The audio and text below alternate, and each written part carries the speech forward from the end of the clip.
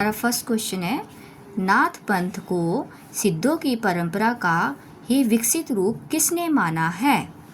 Question देखिए, नाथ पंथ को सिद्धों की परंपरा का ही विकसित रूप किसने माना है। आचार्य रामचंद्र शुक्ल, डॉक्टर नगेंद्र, राहुल सांकृत्यायन और हजारी प्रसाद द्विवेदी। ये माना है राहुल सांकृत्यायन जी ने।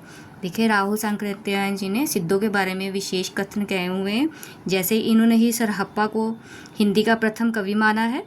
राहुल सांकृत्यायन जी ने सरहप्पा को हिंदी का प्रथम कवि माना है और सिद्ध साहित्य से ही हिंदी साहित्य का प्रारंभ राहुल सांकृत्यायन जी ने माना है।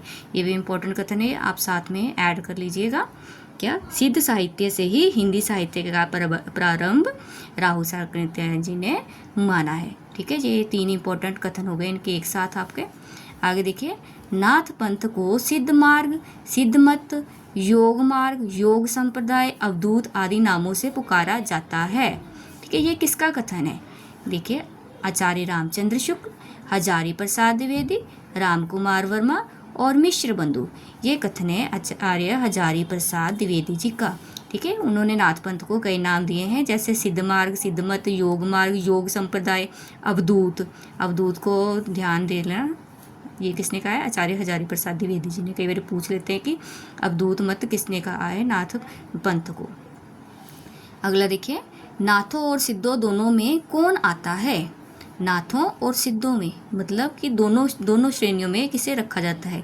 गोरखनाथ, गहनीनाथ, भृतृनाथ और गोपीचंद नाथ। ये है हमारे गोरखनाथ। ठीक है, ये इसमें 4 नाथ आते हैं हमारे, जो नाथों और सिद्धों में रखे जाते हैं। उनके नाम भी आप साथ में ऐड कर सकते हैं, जैसे है नागार्जुन, चरपटनाथ और जलंधरनाथ। ठीक है, गोरखनाथ के साथ और कौन से नाथ है जो सिद्धों और नाथों में आते हैं।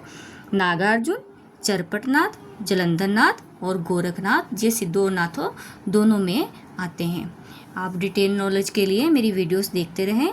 आज के लिए इतना ही, धन्यवाद।